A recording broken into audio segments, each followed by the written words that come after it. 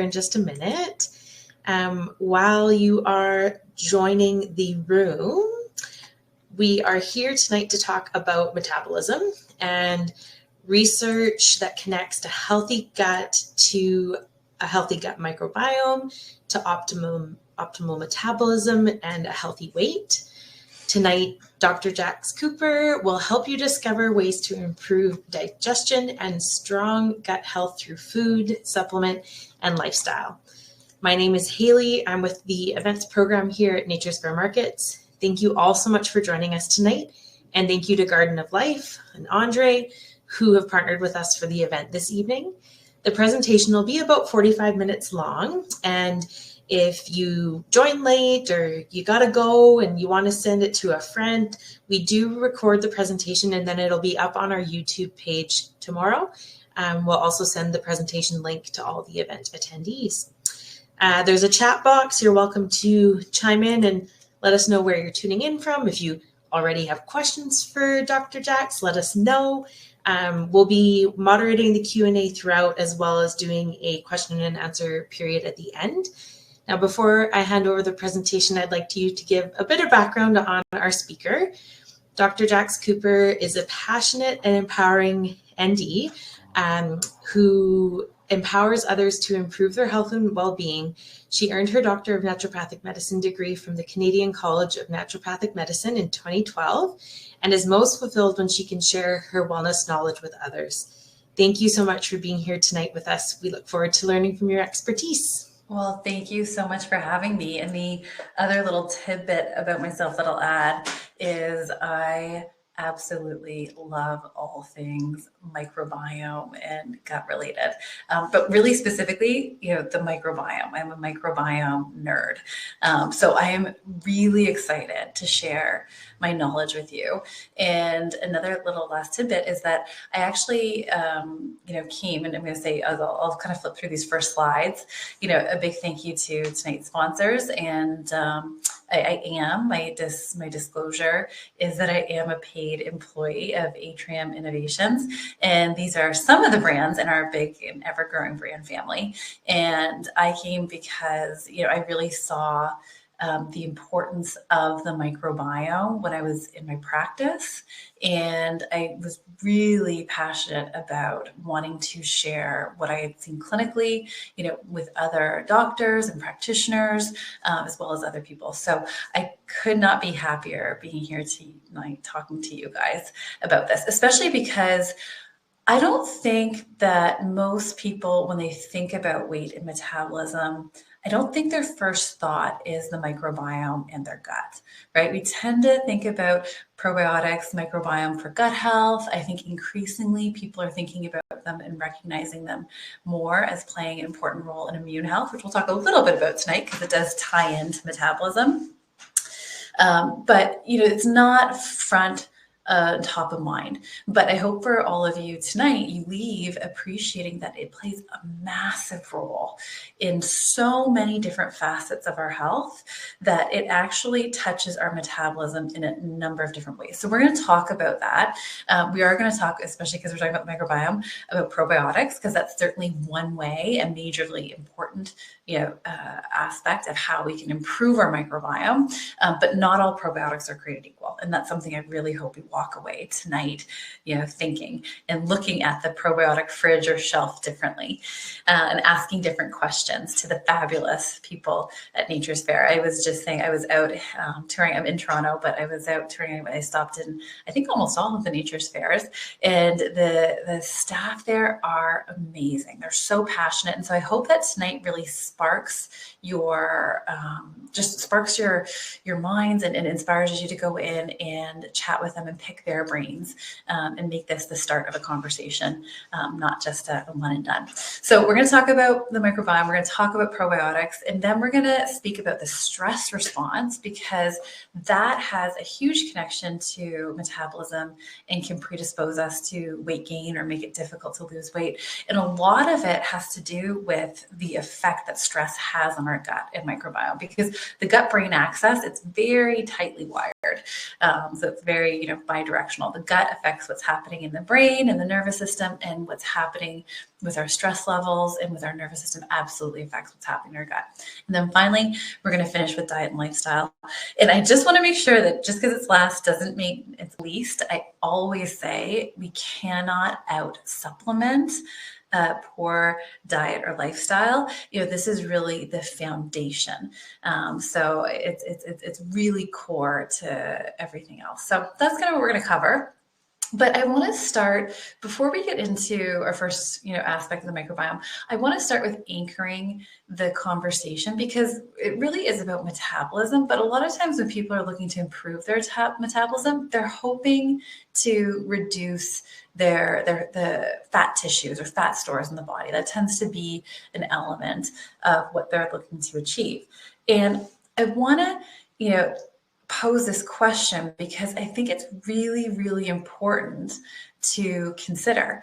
And, what's the purpose of fat? Why is our body, because our body is very adaptive. It's always trying to respond with what is most protective and best. And protective is actually the key word when it comes to fat. Fat as a tissue is inherently one of the most protective tissues we have. Its purpose is literally to protect us in a lot of different ways, right? It protects us from starvation, from hypothermia, injury. It creates that buffer. When athletes don't have enough fat, they become more injury prone.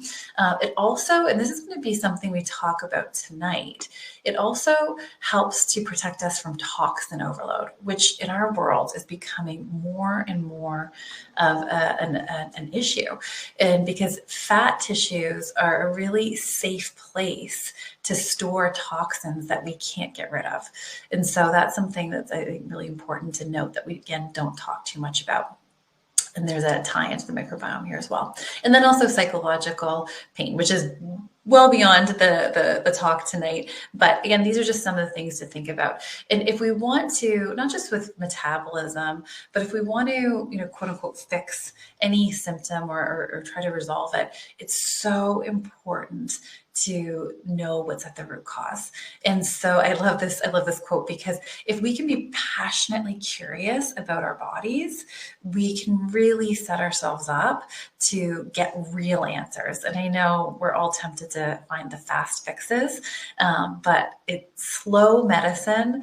I always say is a really real medicine, and it gets us to where we want to be with sustainable resolution of symptoms and results when we actually understand what's driving the symptoms themselves. And slow metabolism, as we're going to talk about tonight, can be a symptom of deeper problems.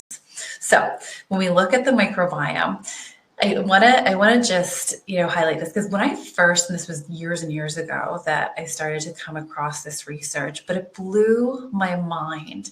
And you might hear me say a couple of times that weight and metabolism, this is not as simple as calories in, calories out. It really is not. And this is one of the fundamental reasons why the microbiome is so important, because there's increasing evidence that shows the bacteria in our gut, when it's not ideal, right? We use the terms dysbiotic. Dysbiotic means we've got, essentially, to simplify it, bad bacteria in the gut, an imbalance. So we've got undesirable bacteria. And one way that the undesirable bacteria in our gut can make us prone to gaining weight is they change our genes. They change how we actually metabolize fats and carbs. And so if you see this here, it leads to a greater energy harvest from the diet. And all that means is that two people can eat the exact same thing, and they derive different caloric intakes. So they eat the exact same food, but for one person, the way that they process it largely derived by what kind of gut bacteria they have, changes how many calories they derive from that same plate of food, two different people. And that's massive. That was mind-blowing for me. And what we see is that's not just theoretical. We're seeing that play out in research, particularly animal research. And this is a study that not only speaks to that last point, but it also speaks to why we might want to avoid non-caloric sweeteners, things like aspartame and what have you. There's a lot of problems and concerns that we have with them for different health reasons. But typically individuals who are using non-caloric sweeteners are doing it to avoid calories. And this is really important because we can be shooting ourselves in the foot, because the research shows when mice were fed, this non-caloric sweeteners, they actually gain weight. So they weren't eating any differently than their regular counterparts. They were just given this, 0-calorie sweeteners, and they started to not only gain weight, but they also developed glucose intolerance. So blood sugar levels being, higher than what is ideal. The other thing that they noticed was that the bacteria in their gut, so the gut microbiome, and the microbiome is just the science word for all of the genes of bacteria and things in totality. The totality of bacteria in their gut started to change. And it wasn't ideal. It wasn't changing in a good way. It was changing in problematic ways. So this is what they saw: weight gain, sugar intolerances, and the gut bacteria changing in ways that were not desirable. So these scientists, they really, had this hypothesis and hunch, I guess, if you will, that the gut microbiome changes were a big part, if not the driver, of this blood sugar dysregulation and weight gain. So to try to test that hypothesis, they took a fecal transplant, basically meaning, it's a way of getting all of the kind of microbiome, because our feces is majority bacteria. We think it's undigested food. It's some undigested food. It's mostly just bacteria that we're shedding out. So it tells you the microbiome, it's actually quite, substantial in our gut. And I don't know if that grosses you out or not, but let's get back to the fascinating part, which is when they did that fecal transplant and put the transplant from the mice who had gained the weight into germ-free mice, meaning they had no microbiome at all. So they were a blank slate, but they were healthy weight. They had no issues with metabolism. All of a sudden, post this transplant, what do you know? The mice then showed the same blood sugar dysregulation and increase in weight. And again, this is without changes to food. So massive, massive, massive evidence for the role of the gut microbiome, not just on weight gain, but on sugar regulation, which is probably a big part of what leads to weight gain. Because when we have blood sugar dysregulation, that can be a driving, force among many that promotes weight gain. So if we look again at a big picture here of the role of the microbiome, the bacteria in our gut, there's lots of ways when it becomes problematic, or dysbiotic is a term, that unbalance. There's lots of ways that it disrupts not just our metabolism, but all kinds of systems in the body.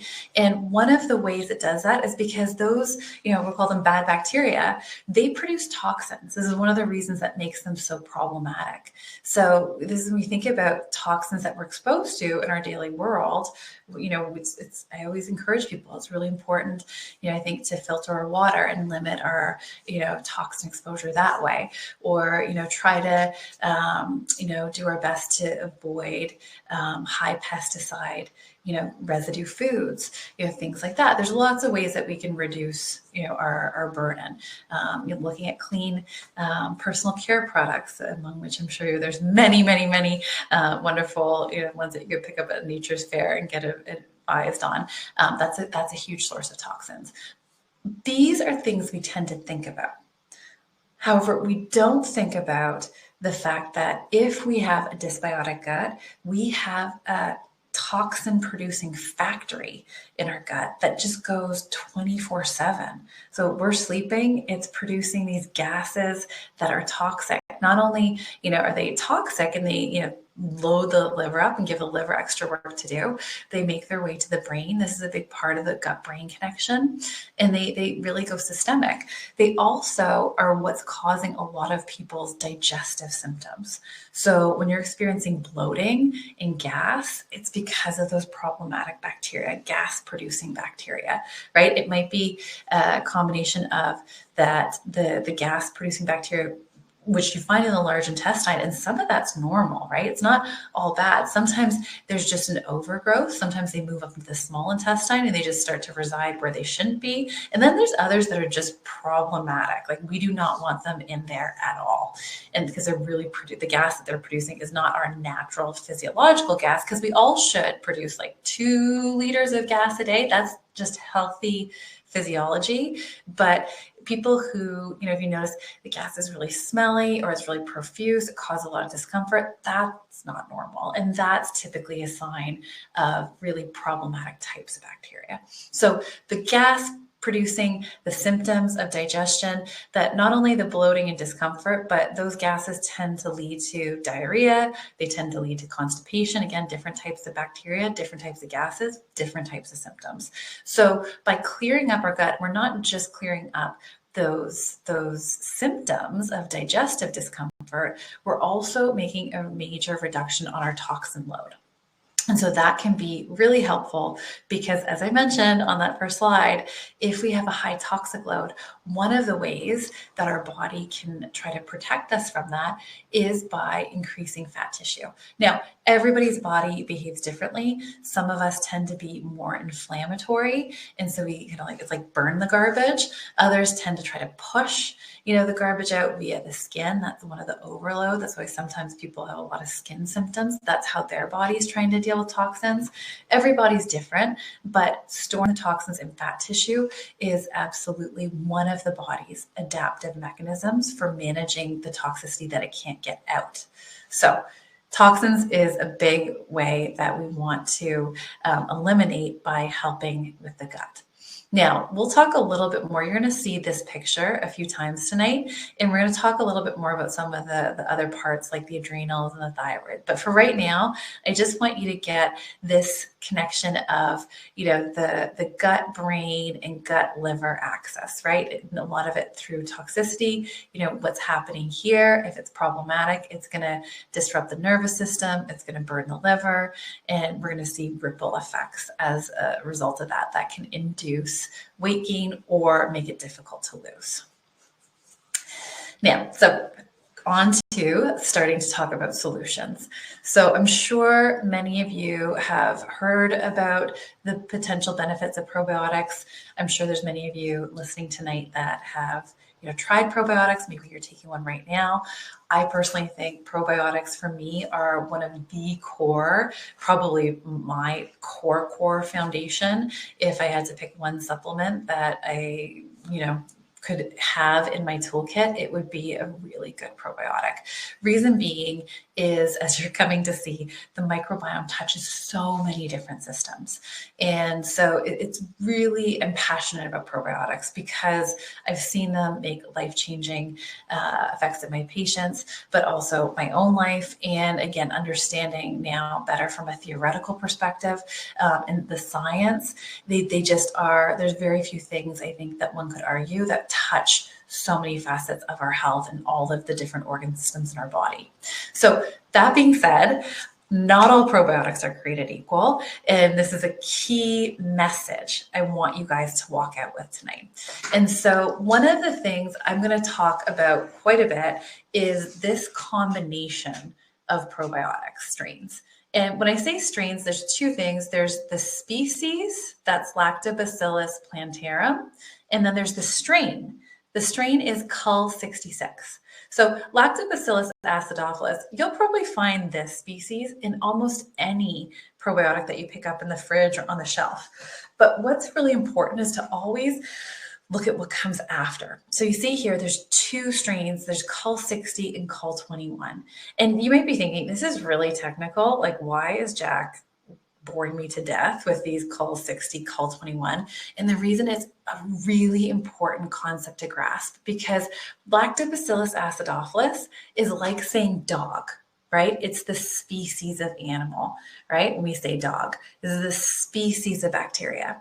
So if I told you I have a dog, probably one of the first questions you would ask me is like, oh, what kind of a dog do you have? Because we know there's a big difference between the different breeds.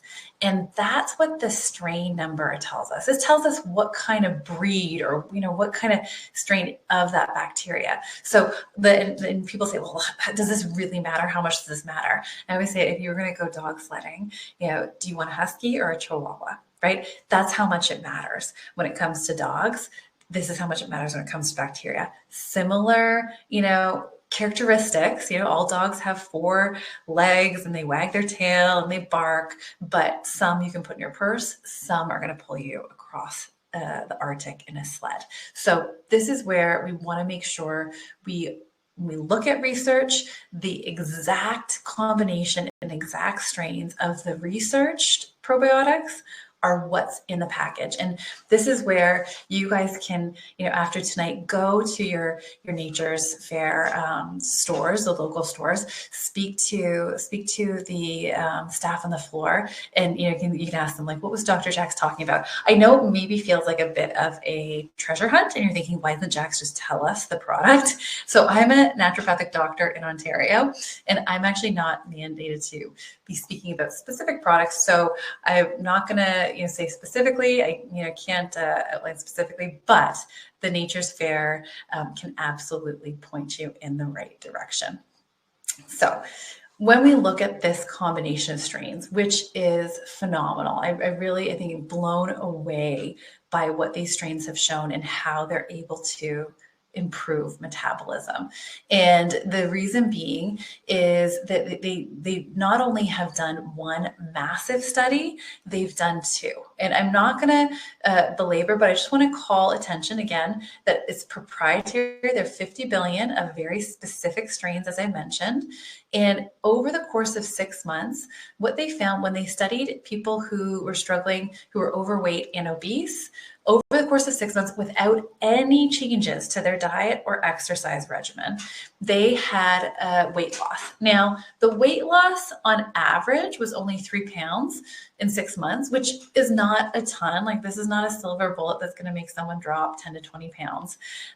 But what they found was that there was a discrepancy in who lost the most weight. So unfortunately, with obesity, it is quite complex.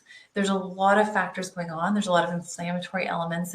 And so the people who had the most weight to lose actually tended to lose the least. They were not the biggest, they were not showing the biggest weight loss. The people who lost the most were those who were in more of the overweight category and over 50. They were particularly, so they lost 4 pounds, but if they were over 50 and had high cholesterol, those people in 6 months on average lost 7 pounds. So over 50, overweight, high cholesterol, they lost 7 pounds in the 6 months, again, without changing any diet or exercise. So I think when you take that into consideration, that there was no change to diet or exercise, they still lost 7 pounds. And again, even the people not fitting into that category on average lost 3.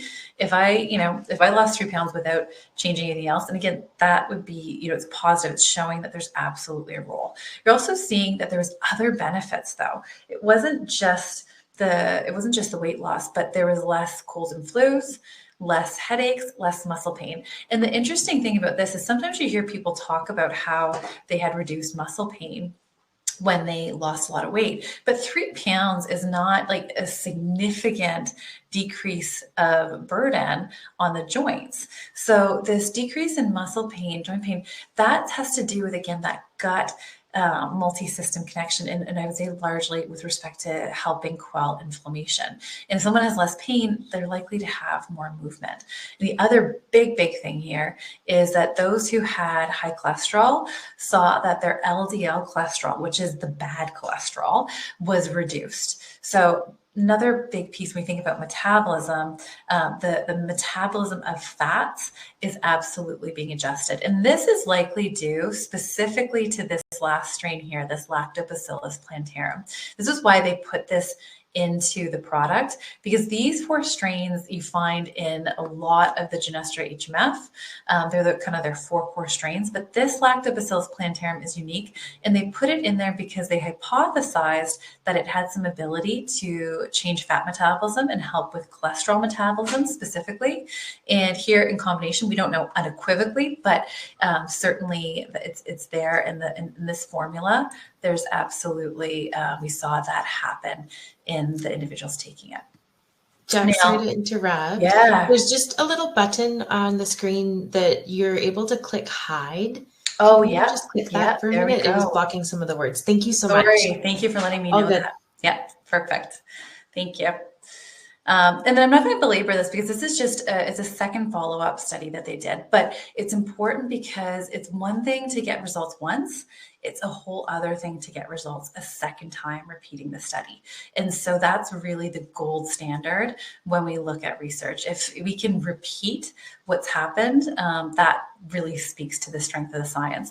And what is interesting that I'll call out is that they extended the study to 9 months. And this time they focused just on individuals who were in the overweight category. And after 9 months, the average individual, regardless of whether they had high cholesterol or not, the average individual lost 7 pounds.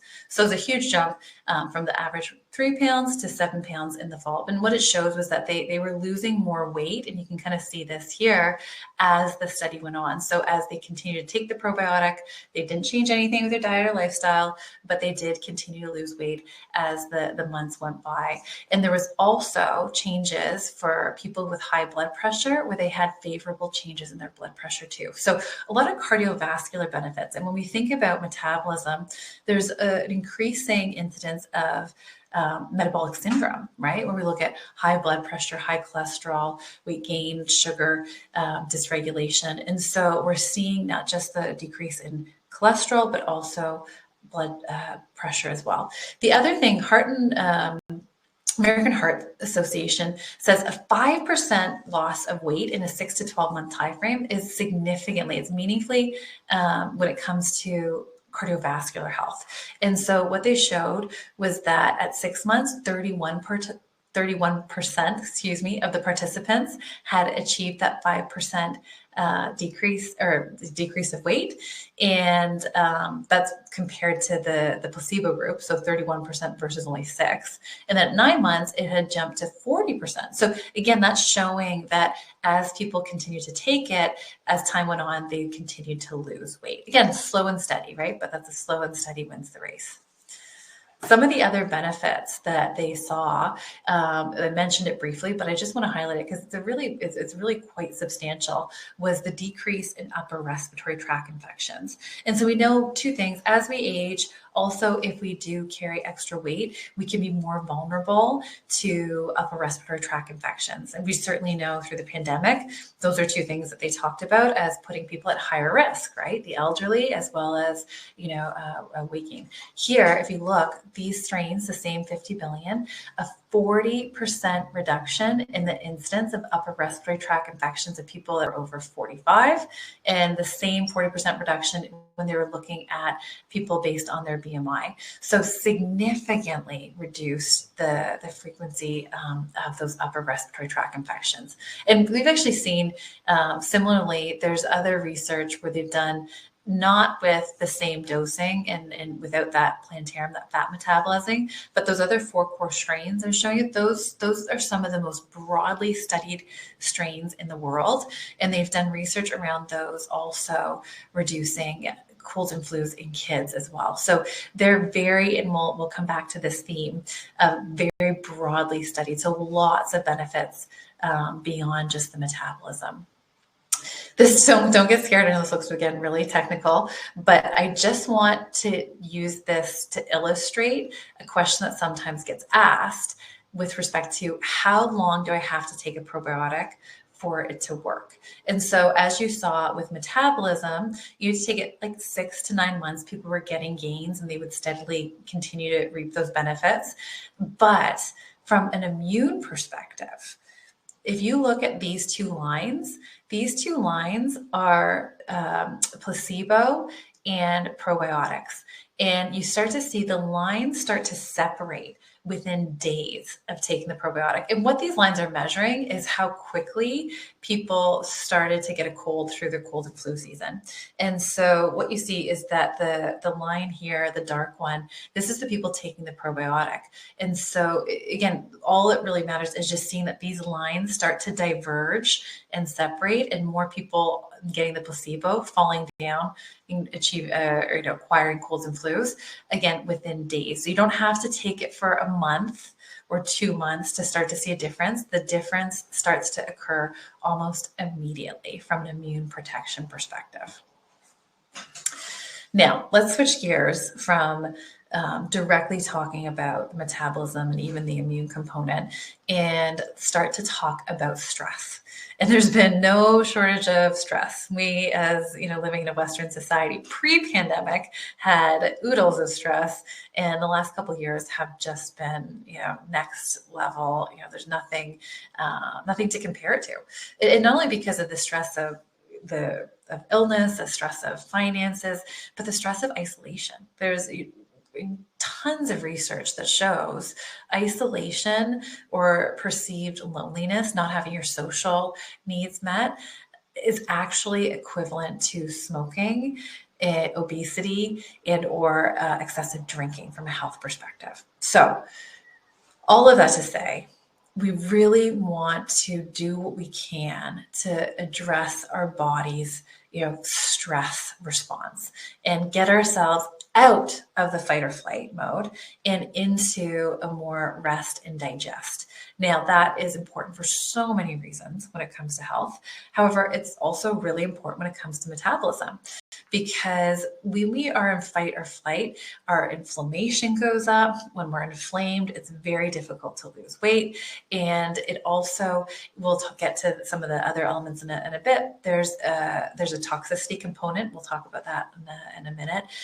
But this sympathetic overdrive that causes the release of cortisol, and among lots of other things. And so when we look at stress, here's a kind of short list. There's other ways, but these I would say are some of the main ways that chronic stress can lead to or contribute to weight gain or difficulty losing weight. And so some of it is the cortisol insulin release. And cortisol and insulin are our primary hormones. They're very tightly connected. So we talk here about hormonal imbalances and think about estrogen, testosterone, different things. Typically, before we have a sluggish thyroid or problematic hormones, we tend to have issues with cortisol and insulin. They tend to be the first dominoes that fall. And so that can be, because we just are subjected to high stress, we're running too fast, too hard. There's lots of reasons that, we can really push this. It's not just excessive consumption of sugar, but we look, the continuous glucose monitors I know are becoming a big thing. I've certainly played with them, and it's amazing to watch your blood sugar spike when you've not eaten anything. It's just the cortisol release and the accompanying sugar release. So lots of different ways that stress contributes to disruption of metabolism.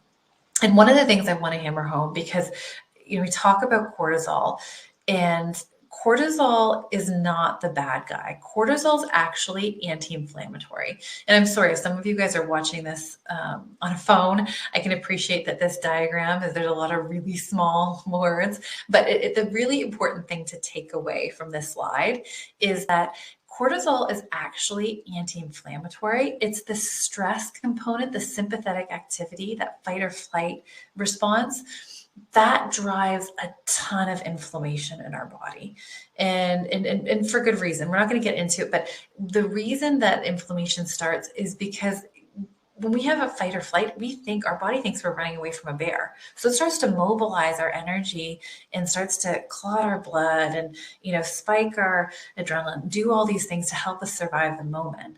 But not realizing that our stress is spiking because we don't have enough money in the bank, or we just had a fight with a loved one, or we're stressed out at work because of a deadline. Our stresses now are things that don't get resolved quickly.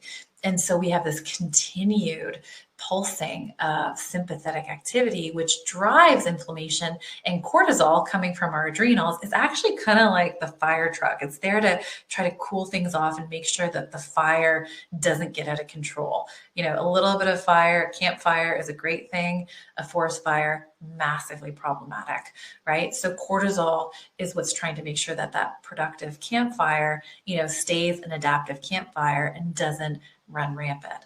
But the problem, sometimes is that very similar to insulin, where we see, like if, for example, we are sugar addicts and we're eating tons and tons of sugar, every time we eat sugar, our pancreas is going to release insulin to try to get that sugar into the cells. And whatever happens though, if we have tons of sugar, the cells end up saying like, we don't need any more. Like we're done. We've got all the sugar we need.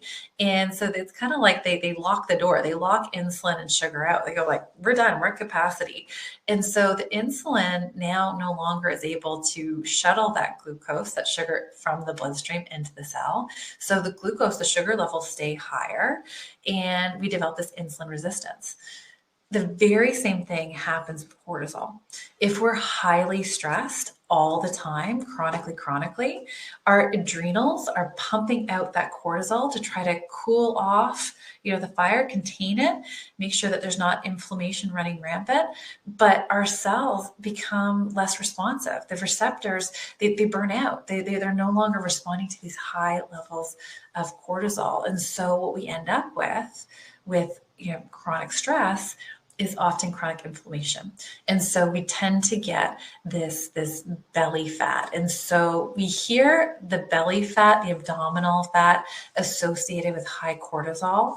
And again, it's not always the high cortisol that's fundamentally the problem, but it's that inflammation that's behind it that's now out of control. And also too, typically a corresponding element with insulin, because the cortisol and insulin do have a very tight they have a very tight relationship.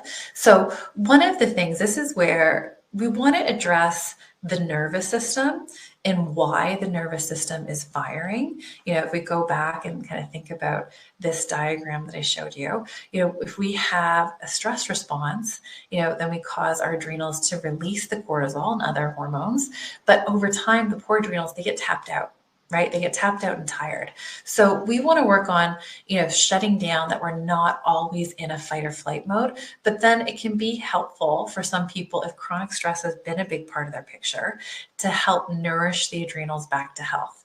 So we're not just treating the gut, but if, chronic stress, something like a probiotic can help, unwind the damage stress causes on the gut and disrupting the microbiome. But we might also want to give our adrenals some TLC. So I'm not getting too much into that tonight, but this is also where I really encourage you to go to your Nature's Fair, talk to them. I happen to know that they've just gotten some really exciting and fabulous products in that are really good for nurturing the adrenals. And when we think about adrenal health, there's certain vitamins, specifically vitamin C, some of the B vitamins, zinc. These can be really important for the adrenals, but as can certain herbs. And I always think herbs are very building. They help to restore tissues. And so things like ashwagandha, eleuthero, Asian ginseng, these are, great herbs. Licorice, these are really, really nice herbs. And then there's something else I do want to just call to your attention. And again, you can go in and talk to your Nature's Fair staff about this. But when we're looking to nurture the adrenals, there's also glandulars. And so glandulars are literally adrenal gland, and they're the most sustenance and nurturing. One of the doctors that I remember studying under, she used to say you can do in weeks with a glandular that you can do in months with a herb. So glandulars just help to really rebuild and restore deeply fatigued tissues. So again, I know that you've got some great products that just landed on the shelves in the Nature's Fair with respect to supporting adrenals. And, I do encourage, if you're using herbs and glandulars, I highly recommend sticking to, if possible, professional brands that test every batch. because we want to make sure that, we're not getting again, the residues from pesticides or other toxins and contaminants, especially again, when we look at glandulars and things and tissues that are coming from animals. We want to make sure they're coming from healthy animals, not animals being fed pesticide-laden GMO products. So that's my shout out to the adrenals, but we'll kind of go back here to the gut now, and coming back to, how can we support the gut and the microbiome to break the cycle that we see with that stress component, because we know that stress really damages the microbiome, and we know now that the microbiome has a huge role to play with metabolism. So one of the good news is that there is some research. Remember, I was talking about the 4 core strains. These 4 strains that we find in the Promogen study. So remember I said it was 50 billion that they used in the study where it showed the weight loss. So 33.5 billion of that 50 billion is these 4 core strains. So when we look here of the 50 billion, I told you about this really unique one that has the fat metabolism. So that's about 16 and a half. These 4 here are 33. They make up the rest of the 50 billion. And so we come to this Keel study. Those 4 strains given at 25 billion CFU a day over the course of 6 weeks helped individuals to decrease their feelings of worry and nervousness and reduce their trait anxiety. So these are individuals with trait anxiety, which means that they just have kind of persistent worrying. Some days it's more, some days it's less, but it's kind of like a chronic in low grade to, fluctuating levels of anxiety that just never seem to go away. They just kind of fluctuate, not necessarily tied to something specific. They just wake up. Some days they're more anxious. So taking 25 billion CFU a day of these 4 strains showed not only the decrease in the feelings of worry and nervousness, it also showed that there was an increased ability to focus and avoid distractions. So their concentration improved as well. And that makes sense because when we're stressed, it's really hard for us to focus. And so we do tend to see that really go hand in hand. So the nice thing is, the takeaway here is that with this 50 billion CFU probiotic that we we're talking about, that not only had the weight loss and all of these pieces, it had a lot of quality of life benefits to it. Because it has a high dose of those 4 core strains, you could also appreciate and expect that you would have a reduction of stress, anxiety, and improved cognitive function and ability to focus. So double, major win here where we're helping the gut and also focused on that stress response. Now, I do want to give a shout out that when we're working with the nervous system, we want to make sure that we're working from a positive place, right? We can't shame ourselves skinny. There's no way. There's actually research that shows more positive health messaging, more, positive self-talk actually facilitates better weight loss. When we're negative and beat up on ourselves, it's counterproductive. So lots of great things that we can do alongside, whether it's the adrenal support, the probiotics of, healthy coping mechanisms as well. Now, I want to shift, and we're not going to get too big into the thyroid dysfunction, because what I want your takeaway to be from this is that there is a lot of benefit that you can give your thyroid without taking something specifically for your thyroid. And the reason I say that is because a thyroid issue is really typically a downstream issue. And I've already mentioned this, but I want to hammer it home. There's typically a lot of other dominoes that fall that, get, whether it's stress, liver difficulty, there's a lot of other organ systems, immune, right? If we have autoimmune conditions that typically are out of whack before we see the thyroid go off. So when we look at, for example, the liver, because most people don't tend to think about the liver thyroid being connected, but they're hugely connected. The thyroid is making thyroid hormones, and it's mostly making T4. So most of what it pumps out is T4. It does pump out some T3, but mostly T4. Now, T3 is the more active form. And where do you think it gets flipped? It's the liver. The liver is what activates and helps to transform T4 to the active form of T3. So we have to have a healthy liver. in order to have healthy thyroid function. The other piece that we typically will often see is that we can have immune issues, and I say immune issues, meaning that we have the development of antibodies to gluten is a very common one that cross-reacts with thyroid tissue. And so we can see destruction of our thyroid gland that is actually autoimmune. So it's being driven by our own immune system. And one of the things that causes our immune system to create inappropriate reactions to food and self is having a dysbiotic gut.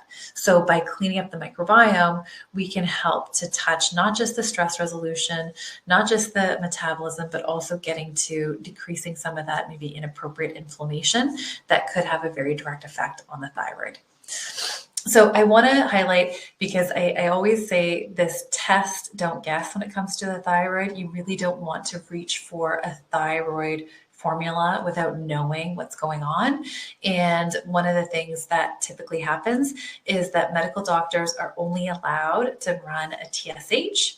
So that's your most basic form. It's a first line lab used to assess thyroid, but people can often have a normal TSH, but still have thyroid dysfunction. So, if someone, you or someone looks and you go, wow, I've got all of these symptoms that really match up with a low thyroid, but my doctor said my thyroid is fine. There's a good chance it's because the TSH is normal, but some of these other things may not be. And so I do believe that if you suspect that you have a thyroid issue or you want to rule it out, this is one of those things that's really good to go see a naturopathic doctor and get it ruled out with a comprehensive thyroid panel, because a normal TSH is still, it's not enough to rule out a thyroid issue. It means that your thyroid issue isn't really, really bad, but it doesn't mean that you don't have one. So I highly encourage more comprehensive testing, but also make sure that you test, don't guess. Don't go straight for a thyroid formula. There's lots you can do at this core access that will create a ripple effect to benefit not just the thyroid, but your adrenals, your nervous system, et cetera, et cetera. So, I'm already at 45 minutes. Okay, I'm going to take 5 minutes to wrap up these last few slides, and then we'll get to questions. I do want to highlight the toxicity piece. We've talked a lot about it tonight, so I'm not going to belabor it, but having a gut microbiome that is dysbiotic and off produces toxins, and having the ability to detoxify healthily is really important for not just sustainable weight loss, but also safe weight loss. Because if we start to do something dramatic where we start to shed pounds really quickly and we're losing those fat stores, we're dumping years, potentially decades of toxin accumulation into our bloodstream. So this is why sometimes we see people, they have health issues after having a dramatic weight loss. And you think, oh my God, what happened? They got healthy, they lost all this weight. This can be one of the pieces. So we want to reduce stress and we want to support our organs of elimination. Now, moving into a few diet and lifestyle modifications. I hope I've sold you on the idea of, importance of considering a probiotic and potentially, caring for your adrenals if the chronic stress picture is part of what's going on in trying to reestablish a healthy metabolism. But I also want to ensure that we do not lose sight of the importance of diet and lifestyle. So again, not as simple as calories in, calories out. There's so much more to food and diet than just calorie reduction. Of course, we want to be mindful of that caloric balance, but we want to think about how we eat and how it can influence our microbiome. So two things: having a real diversity of food, specifically a diversity of plant-based food. And I don't want to say plant-based because there's a lot of things that we could buy. We can buy a lot of, especially now, there's a lot of processed plant-based foods, like fake meats and things. That's not necessarily what we're talking about. We're talking about whole foods.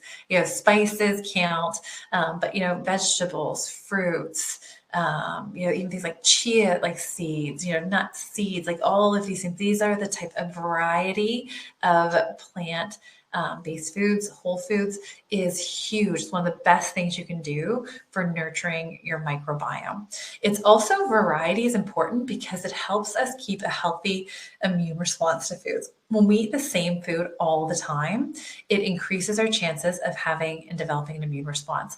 I saw this all the time in practice. People who just they determined and they saw that they had an issue with dairy, they'd stop drinking milk and they'd switch to almond milk.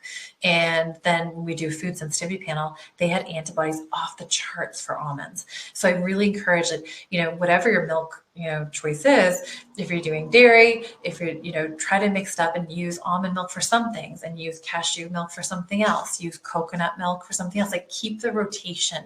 Variety is not just good for our dopamine levels, and it's also really good for our immune and our gut health. Now, the sitting is the new smoking. I've heard this a lot. I'm sure it's not a new thing for you guys, but movement.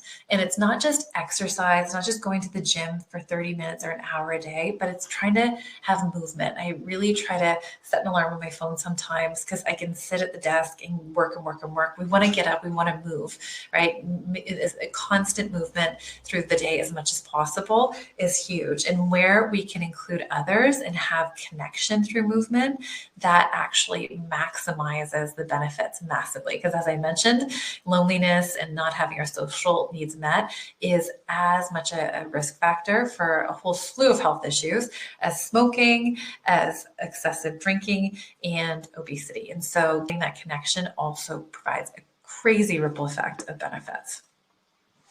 And then finally, last thing I want to put attention to is helping to establish and nurture a circadian rhythm. So one of the best ways that we can do that is keeping in rhythm with natural light cycles. So we know shortage, I'm in Toronto and it's 10:20 and I'm in front of my screen, so it's not ideal. But as much as possible, I like to encourage people to use the night shift settings on their devices. There's some great kind of orange or semi-clear glasses that block blue light and can really, if we are using devices at night, stopping an hour to an hour and a half before we go to bed, that's helpful because the blue light, it not only blocks melatonin and can disrupt sleep patterns, but it just disrupts our whole circadian rhythm. And conversely, getting out and being in the sun and natural daylight is one of the best things we can do to support our circadian rhythm, especially if we get out and have some exposure to daylight before 10 a.m.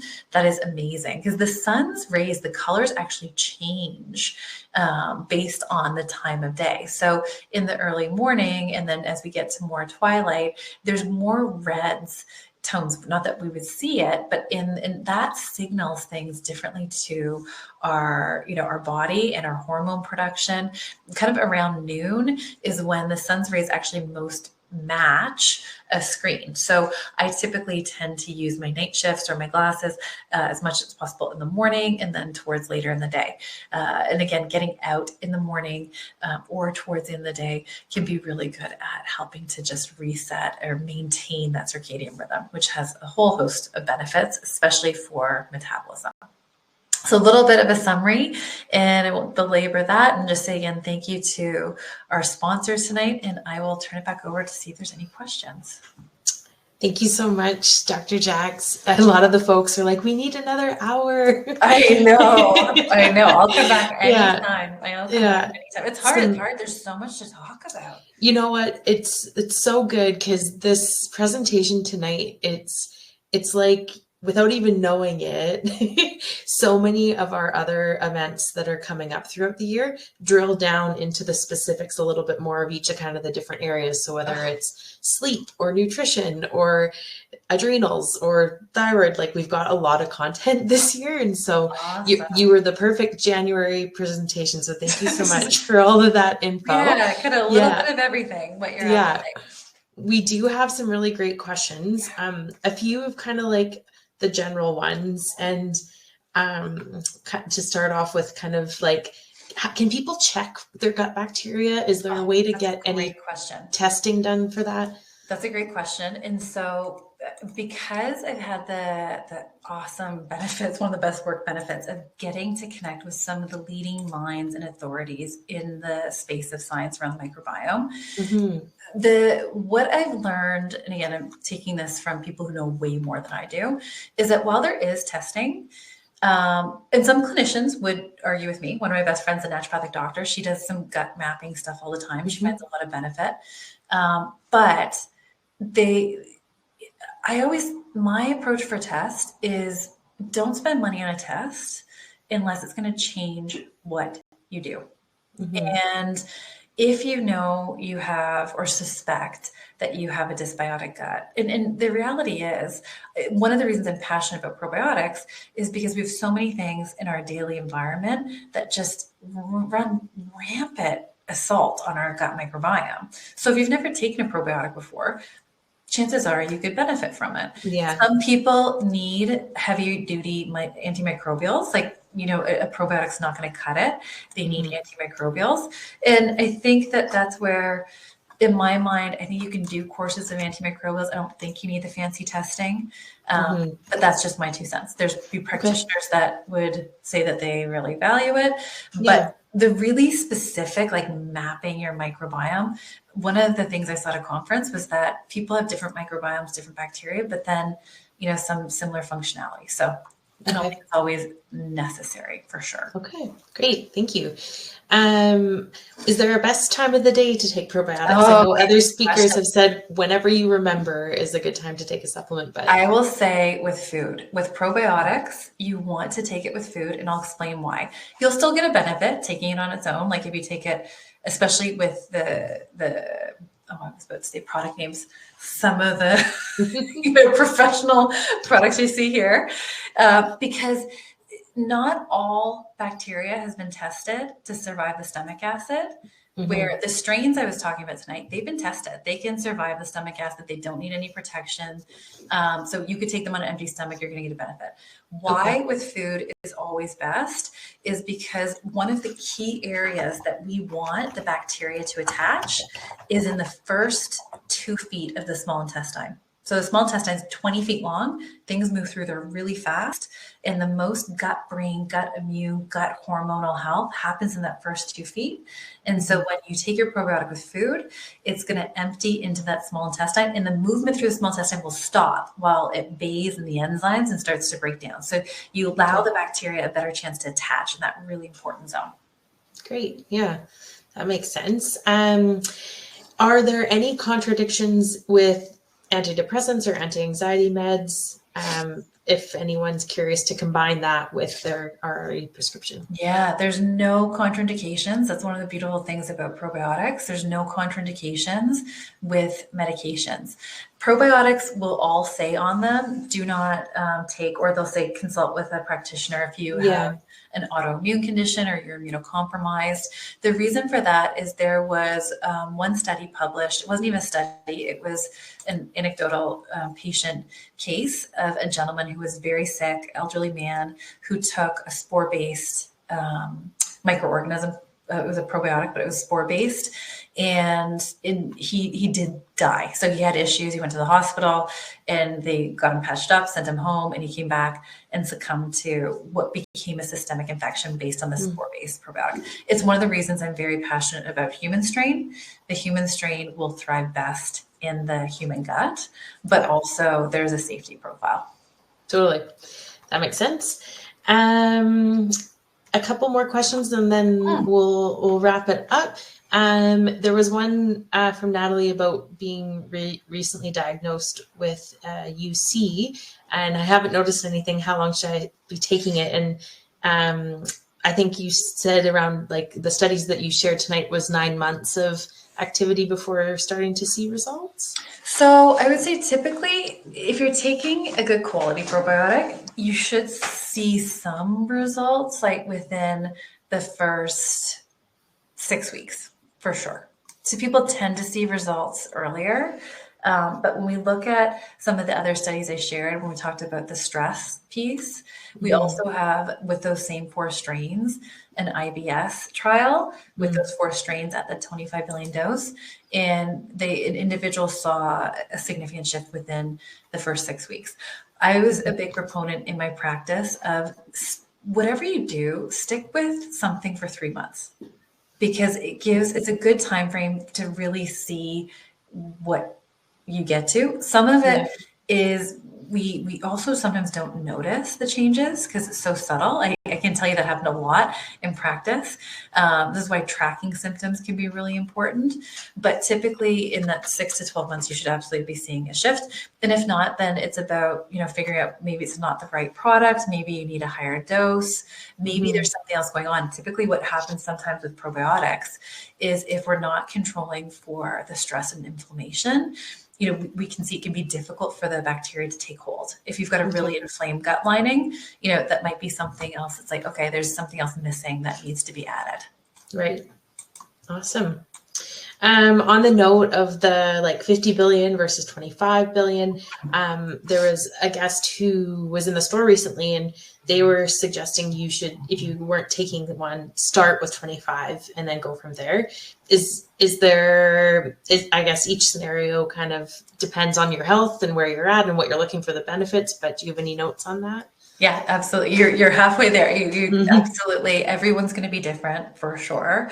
I think that what does happen, and it's really important, it's a great question to understand, is that some people do aggravate and they feel worse when they start a probiotic. And that typically is because of the die-off. So when you have a really good quality probiotic, like the strains that we're talking about, they can really go in there. They bump out the bad guys, right? And that die off, there's gas production. So those toxic producing bacteria that produce gases, as they're dying off, there's this big plume of gas. So also if people are struggling with their liver capacity and their toxin load's high already, these are all things that can lead to aggravation. So my recommendation always to patients was I would tell them, if you notice that you feel worse, if you feel more constipated, loose stools, headaches, nausea, anything, then you want to just scale back, right? And so let's say someone leaves tonight and they go, I want to do the 50 billion. I'm just going for it. And they felt really like I was getting that die-off aggravation. You can take a day off. You could open the capsule. You could do half a dose, see how that goes, right? If that still feels like too much, you could do a little less. It's everybody's different. So that's the thing. It's just, if you feel an aggravation, just scale back on the dosing. Okay, that's great. There's a conversation in the chat kind of going around refrigerated versus not refrigerated. If mine expired in 2022, but I've kept them in the fridge, is it really expired? What are your thoughts on that? Yeah, so I can speak to what I would do, because I actually have some probiotics that I've just tossed in the freezer that are definitely expired. Probiotics they die, right? They're live entities. And so they're not going to go bad. They're going to become less effective. So I remember I have one brother who calls me, and I know whenever he calls, there's some kind of ailment. Question. Yes, there's an ailment or a supplement question. He said, I'm sick, I've got a cold, and I'm going away traveling and all this stuff. And I said, okay, what do you have in your house? He's pulling out the drawers. He's like, oh, I've got, a HMF travel here. And I said, he goes, oh, but it's expired in, 2022 or something. Like, okay, well, take 5. There'll be something. This was a year ago. So it wasn't I think they were 8 months expired, but they're going to just be less effective. Yeah. But so back to the shelf stable or refrigerated. Yeah. So Genestra, Garden of Life, many brands have same. They've got I shouldn't say same. They've got refrigerated and shelf stable. Typically, the only difference, it's the same bacteria. The only difference is that there's an increased overage in the shelf stable, meaning that they put in more at the time of production, which is why they typically cost a little bit more. And they usually have a shorter shelf life. So for the average person buying it doesn't matter. For people who run stores that you have to watch, maybe it's not quite as long a shelf life, because the temperature, keeps the viability of the bacteria. So you're getting the same thing. It's just the Genestra ones, I will say, I do know that they are proven to be stable for 21 days. So that's the stability testing, even outside the fridge. Okay. So cool. Yeah. Great discussion. Great conversations, everyone. Yeah. We'll take this last kind of theme of questions and then we'll wrap it up. Stevia, artificial sweeteners, kind of how they work in our bodies with probiotics, and is it bad to take a sugar substitute? Someone asked if like stevia would cause any troubles. I have not seen the study I was looked at was not using stevia. So they were kind of more artificial, like that wasn't, so I personally don't tend to worry about stevia the same way. I know some people, they have like a gastric upset. Like I was talking to an individual the other day, says, "Oh, I can't do stevia." And we can all develop reactions to anything, right? I've seen broccoli pop up on people's food sensitivity panels. Yeah. So, I think that I don't worry from the same perspective. I love using nutrient-rich, mineralized sweeteners from, like maple syrup and honeys and things like that. I think those are the best go-tos from my perspective, because you're really getting health benefits with them. But that's my best kind of option. And then, I don't think that I haven't seen any research anyways that would cause for concern around stevia the same way as like an aspartame or whatever. Yeah. Okay, awesome. Well, thank you to everyone that tuned in tonight. There was over 100 of you on the webinar, which is fantastic. I love the quote at the beginning with Einstein about like being passionately curious. And I think if you take that approach to your health and work with your naturopath or our team members in the store, take this information and go, okay, I kind of need a plan now. I've learned this. What's next? Yeah. They'll help you out and guide you. So appreciate your expertise again. We look forward to having you back another time. Let's try and make that happen. And in the meantime, over the course of the rest of the month of January and February, we have a whole nutrition event series happening in stores. So there's talks on foods that are good for your heart and giving yourself a bit of a nutrition reset, as well as nutrition and blood sugar balancing. So check out our events page for all of those, and stay in touch with any other events that we have coming up. Thanks for having me. Thanks, everybody. Good night.